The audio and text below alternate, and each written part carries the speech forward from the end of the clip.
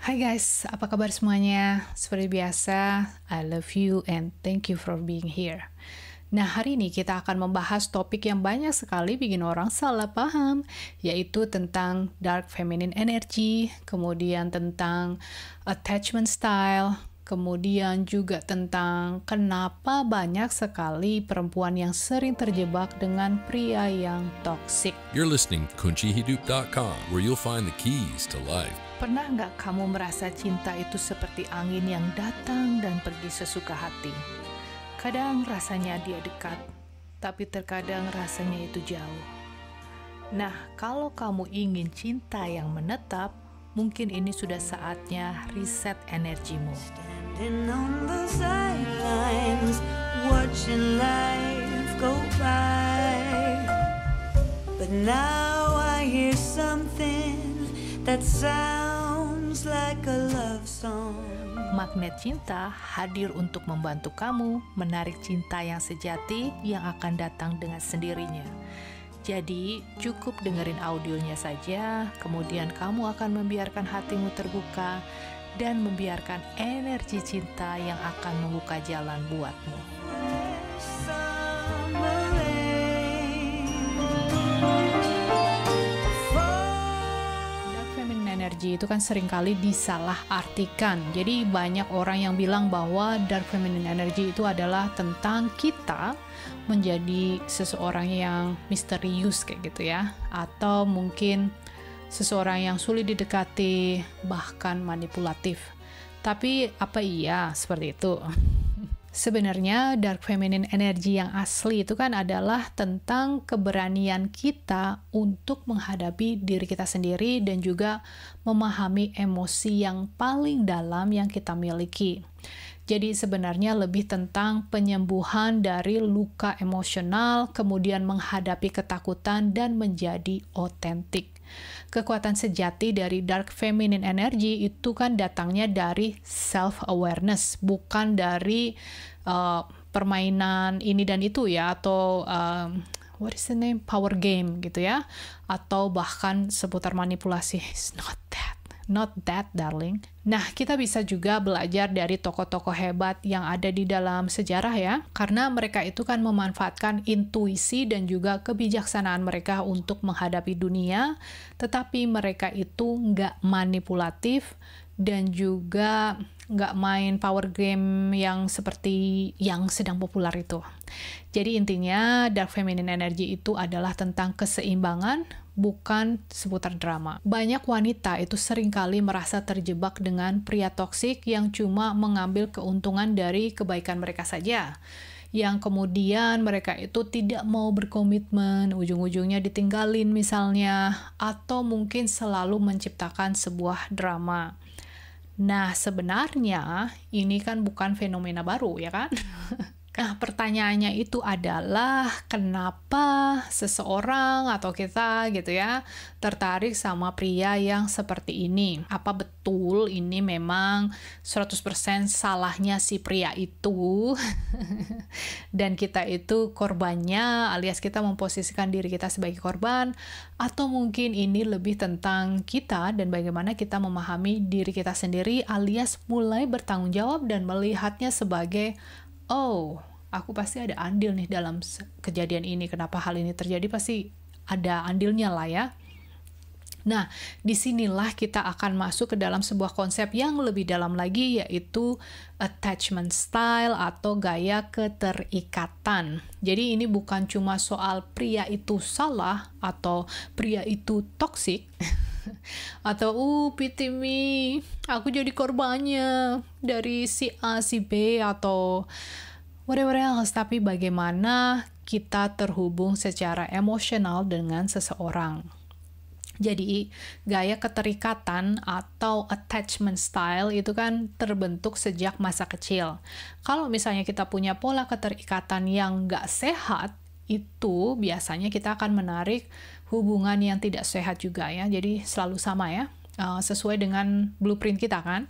Kalau misalnya kamu selalu merasa cemas dalam sebuah hubungan, takut buat ditinggalkan, atau merasa butuh dia secara terus-menerus untuk memperhatikan kamu, kayak gitu misalnya, atau kamu SMS dia, kamu di mana, ngapain, nah ini tandanya bahwa kamu punya anxious attachment style atau gaya keterikatan yang merasa nggak nyaman atau anxious gitu ya. Nah, gaya keterikatan ini seringkali menarik pasangan yang nggak bisa memberikan rasa aman secara emosional yang kita sebut toxic atau penuh drama. Mungkin teman-teman nanya gini, loh kok nariknya malah yang kayak gitu, bukan narik yang benar gitu ya? Enggak, karena yang secure attachment bakalannya nempelnya sama yang secure juga gitu. Kalau yang bermasalah pasti akan ketemunya yang bermasalah juga. Baik itu masalahnya sama-sama anxious, atau mungkin nariknya yang avoidant ya. Karena tujuannya di sini adalah getaranmu itu sama, ada di sana, terluka gitu. Nah, orang yang terluka akan narik orang yang terluka lainnya untuk saling bisa kayak berkaca kayak gitu, dan untuk memperbaiki hal tersebut. Makanya akan selalu diberikan hal yang sama, diberikan hal yang sama. Fungsinya itu di sana untuk bisa kita sadar, oh ternyata aku selalu salah ini polanya. Kayak kemarin aku ngajarin anakku, dia melakukan pola yang berulang dalam kehidupan sehari-harinya, sangat simple ya. Terus aku kasih taunya dia tuh kayak 1 jam kemana-mana gitu ya, ini yang namanya pola yang berulang. Ini coba gara-gara kamu salah melakukan ini kan akhirnya apa yang terjadi, mami marah, maminya bete, terus don't you see it, don't you see it. Dan aku bilangnya, oh iya, aku nggak responsibel ya mami. Iya, kamu nggak responsibel. Padahal tugasnya tuh simple, bikin ayam keluar kandang setiap pagi. Cuma dia selalu lupa sampai ayamnya teriak-teriak.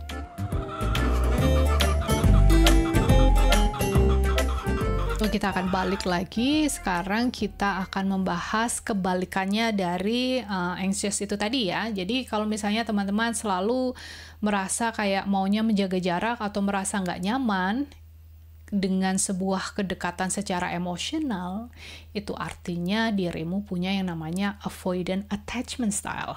Nah, hal ini akan membuat kamu merasa tertarik sama orang yang sukanya menghindari komitmen. Misalnya, seseorang itu sukanya LDR atau bahkan suami orang say. Selain itu, luka inner child kita itu juga bisa memainkan peran yang sangat besar. Kalau misalnya waktu kecil kita itu merasa nggak cukup untuk dicintai atau merasa nggak diperhatikan, kita biasanya akan cenderung mencari cinta dari tempat yang salah, alias dari orang lain gitu ya.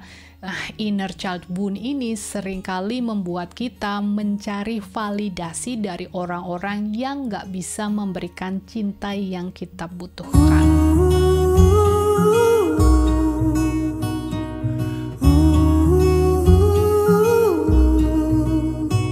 Stay true to that fire in your heart and your soul.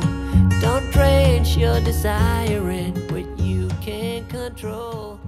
Jadi, sekarang bagaimana caranya kita bisa keluar dari siklus ini? Ya kan? Penting banget gitu ya. Yang pasti itu bukan dengan cara manipulasi atau memainkan sebuah peran alias fake kayak gitu ya. Tapi justru dengan menyembuhkan luka yang ada di dalam diri kita atau menyembuhkan diri kita sendiri dulu lah. Langkah yang pertama itu adalah dengan memahami attachment style kamu sendiri itu bagaimana. Apakah kamu sering merasa cemas atau takut dalam sebuah hubungan percintaan, atau justru kamu selalu menjaga jarak dan sulit percaya sama orang lain. Yang kedua, sembuhkan luka inner child kamu. Pria toksik itu hanya bisa masuk dalam hidupmu kalau kamu masih punya luka yang belum disembuhkan.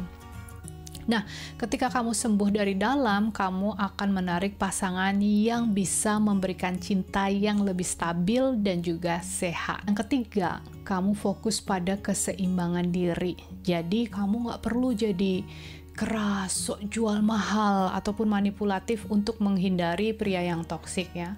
Yang perlu kamu lakukan itu adalah menjaga keseimbangan antara kelembutanmu dan juga kekuatan yang ada di dalam dirimu sendiri, say. Ketika kamu punya keseimbangan ini, kamu akan lebih mudah menarik orang yang menghargai kamu apa adanya tanpa drama. Nah, sekarang kita akan membahas beberapa tips yang harus kamu hindari, atau aku nggak pernah bikin video seputar red flag ya. Red flag tips dalam dating. Yang pertama itu jangan main hard to get secara terus-menerus. Yap, kamu pasti sudah sering sekali dengar seputar hal ini ya, bahwa kita harus play hard to get supaya pasangannya itu lebih tertarik. Tapi sebenarnya saran ini nggak benar dan juga menyesatkan. Sorry ya, but that's the fact. Kalau misalnya kamu harus terus-terusan menjaga jarak, hubungan itu akan dibangun di atas fondasi yang nggak kuat. Ujung-ujungnya kamu sendiri yang bakalan capek. Isn't it too much? Ya kan? Terlalu banyak drama gitu hidupnya. Nanti kalau nikah itu kamu nggak punya waktu buat hal-hal seperti itu ya. Karena doesn't work like that, oke? Nah, yang kedua itu jangan pernah mencoba membuat pasanganmu itu merasa insecure supaya dia itu makin cinta. Karena manipulasi emosional itu bukan cara yang sehat untuk membangun sebuah hubungan. Nah, yang terakhir itu adalah penampilan dan kesan pertama itu kan memang penting ya. Tapi yang paling penting lagi itu adalah bagaimana kamu dan pasanganmu itu bisa connect atau terhubung secara emosional dan juga secara intelektual. Jadi jangan hanya fokus pada permukaan aja gitu ya. Ini saran yang menurutku paling konyol gitu ya. Harus dandan pakai lipstik yang merah menyala, pakai parfumnya banyak. No, fokus pada kedalaman sebuah hubungan. Alright, sekarang apa yang sebenarnya perlu kita lakukan untuk membangun sebuah hubungan yang sehat? Nah, ini versiku atau versi kunci hidup, bukan versi trendy zaman now. Yang pertama itu adalah kejujuran dan juga otentisitas. Jadi intinya kita nggak perlu berpura-pura atau memanipulasi sebuah situasi, karena kejujuran dan juga otentisitas itu adalah fondasi dari setiap hubungan yang sehat. Nah, hubungan yang dimaksudkan di sini itu juga nggak melulu seputar percintaan ya, bisa juga hubungan dari sebuah perusahaan, kemitraan bisnis dan lain sebagainya ya.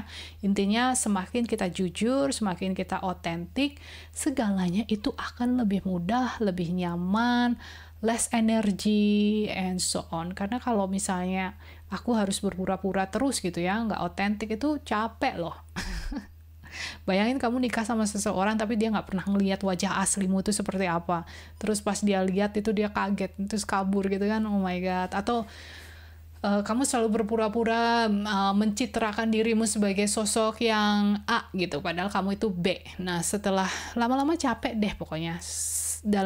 Dengan berjalannya waktu itu kamu akan balik lagi ke siapa dirimu aslinya itu. Yang kedua, harus banget punya komunikasi yang terbuka, karena komunikasi itu adalah segalanya. Jadi jangan takut untuk membuka diri dan berbicara tentang perasaanmu. Hubungan yang sehat itu kan pasti membutuhkan komunikasi yang jujur dan juga terbuka. Jadi jangan jaim-jaiman lagi, jujur aja lah, balik lagi ke sana. Nah, yang ketiga, silahkan untuk memahami attachment style-nya itu seperti apa, kemudian menyembuhkan luka dari inner child. Semakin kamu memahami attachment style kamu itu seperti apa, dan kemudian menyembuhkan luka dari masa lalu, semakin besar kemungkinan buat kamu untuk menemukan hubungan yang sehat dan juga stabil and no drama. Nah, sekarang kesimpulannya itu adalah bahwa masalah dalam hubungan percintaan ataupun hubungan yang lainnya itu seringkali bukan cuma tentang pasangan yang toksik atau drama, tetapi juga tentang bagaimana kita memahami diri kita sendiri. Ketika kita sudah sembuh dari luka inner child dan kita sudah memahami attachment style-nya kita itu seperti apa, maka kita akan bisa membangun sebuah hubungan yang lebih sehat. Terus hubungannya itu bakalannya penuh cinta dan unconditional ya, nggak ada syaratnya gitu ya. Aku harap video ini bisa membuka pikiran teman-teman semua tentang bagaimana dark feminine energy dan juga attachment style itu bisa mempengaruhi hubungan kita. Silahkan komen pengalaman teman-teman semua itu bagaimana seputar hal ini, atau you can ask me anything, karena biasanya aku itu selalu baca komen kalian. And jangan komenin seputar make upku atau wajahku atau rambutku yang kerewil ini ya. Saya ini is new style sih, but you know, comment about what I talk to you. Alright? Dan seperti biasa, thank you, I love you, and bye for now.